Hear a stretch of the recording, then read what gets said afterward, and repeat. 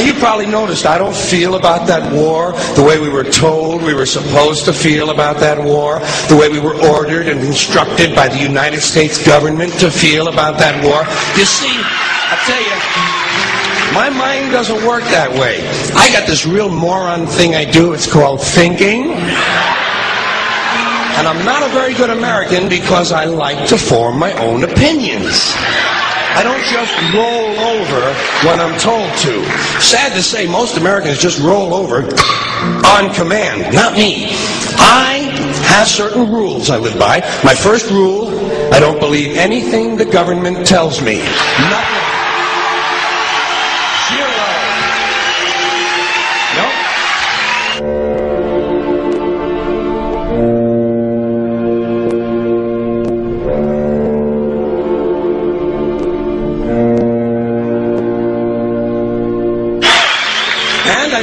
Very seriously the media or the press in this country, who in the case of the Persian Gulf War were nothing more than unpaid employees of the Department of Defense, and who most of the time function as kind of an unofficial public relations agency for the United States government. So I don't listen to them. I don't really believe in my country, and I gotta tell you folks, I don't get all choked up about yellow ribbons and American flags. Now, to balance the scale, I'd like to talk about some things that bring us together. Things that point out our similarities instead of our differences. Because that's all you ever hear about in this country is our differences. That's all the media and the politicians are ever talking about, the things that separate us, things that make us different from one another. That's the way the ruling class operates in any society. They try to divide the rest of the people. They keep the lower and the middle classes fighting with each other so that they, the rich, can run off with all the fucking money. Fairly simple thing happens to work. You know, anything different, that's what they're going to talk about. Race, religion, ethnic and national background, jobs, income, education, social status, sexuality, anything you can do, keep us fighting with each other so that they can keep going to the bank. You know how I describe the economic and social classes in this country? The upper class keeps all of the money, pays none of the taxes. The middle class pays all of the taxes, does all of the work. The poor are there just to scare the shit out of the middle class. Keep them showing up at those jobs. Politicians know that word. They use it on you. Politicians have traditionally hidden behind three things: the flag, the Bible, and children. No child left behind. No child left behind. Oh, really? Well, it wasn't long ago you were talking about giving kids a head start. Head start? Left behind? Someone's losing fucking ground here. But there's a reason. There's a reason. There's a reason for this. There's a reason education sucks. And it's the same reason that it will never, ever, ever be fixed. It's never going to get any better. Don't look for it. Be happy with what you got. Because the owners of this country don't want that. I'm talking about the real owners now. The big, the wealthy, the real owners, the big wealthy business interests that control things and make all the important decisions. Forget the politicians. They're irrelevant. The politicians are put there to give you the idea that you have freedom of choice. You don't. You have no choice. You have owners. They own you. They own everything. They own all the important land. They own and control the corporations. They've long since bought and paid for the Senate, the Congress, the state houses, the city halls. They got the judges in their back pockets, and they own all the big all the big media companies. So they control just about all of the news and information you get to hear. They got you by the balls. They spend billions of dollars every year lobbying to get what they want. Well, we know what they want. They want more for themselves and less for everybody else. But I'll tell you what they don't want. They don't want a population of citizens capable of critical thinking. They don't want well-informed, well-educated people capable of critical thinking. They're not interested in that. That doesn't help them. That's against their interest. That's right. You know something? They don't want people who are smart enough to sit around the kitchen table and figure out how badly they're getting fucked by a system that threw them overboard 30 fucking years ago. They don't want that. You know what they want? They want obedient workers.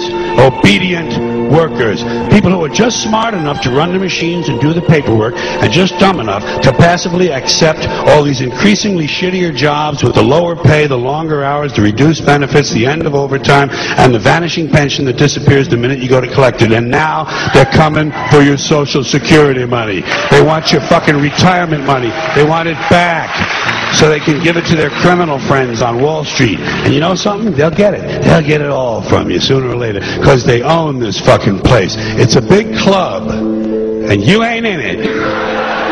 You and I are not in the big club.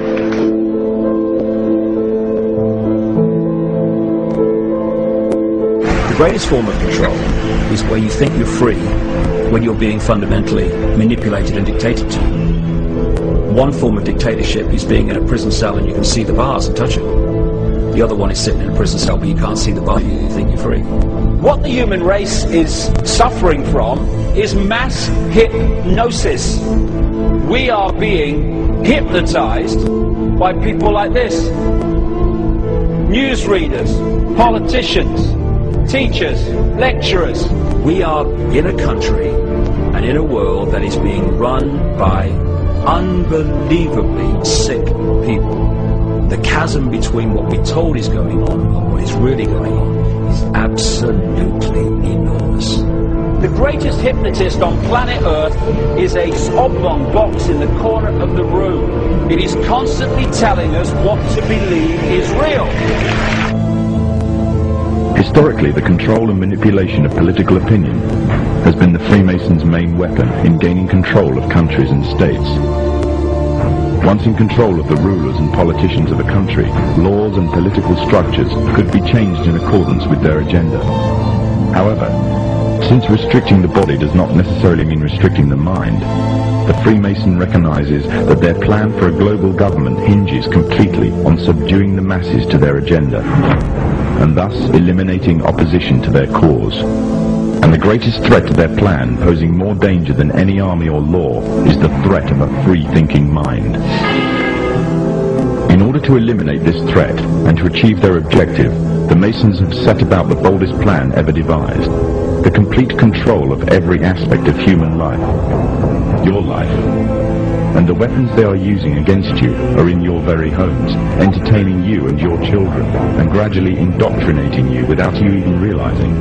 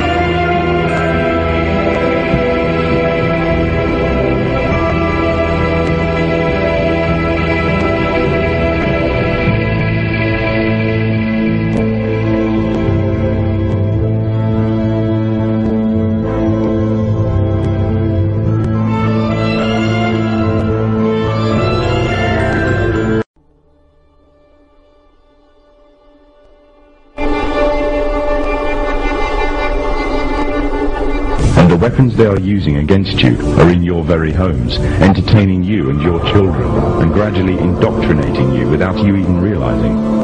In today's society, people are spending more and more time engaged with modern media, television, cinema, computer games, the internet, popular fiction and popular music are an integral part of our lives. Yet these provide a vast expanse on information, which you are taking either consciously or subconsciously into your mind. Information on society ranging from ideals and morals and the difference between right and wrong to the way societies and economies should be structured is passed before you every single day. These media play a significant role in providing the basis for determining an individual's view of the world and everything that exists. Thus, any one group in complete control of this information placed on these media will in effect have the power to indoctrinate practically the entire populace of the world to their way of thinking. And it is this fact that Freemasons are exploiting. The Masons are using the entertainment industry in particular to condition people to their way of thinking, either openly or subliminally. The methods they use vary, but the goal is the same, to impose their beliefs, their ideology and their objectives on you in such a way that you begin to think of them as your own.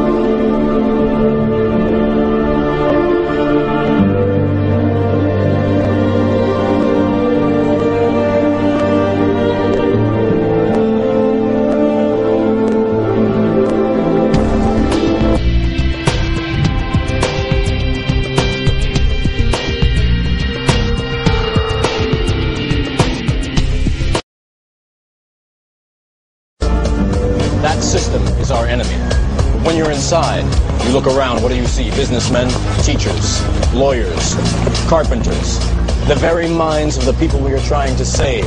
But until we do, these people are still a part of that system, and that makes them our enemy. You have to understand, most of these people are not ready to be unplugged. And many of them are so inert, so hopelessly dependent on the system, that they will fight to protect it. Were you listening to me, Neo? Or were you looking at the woman in the red dress? I was. Look again.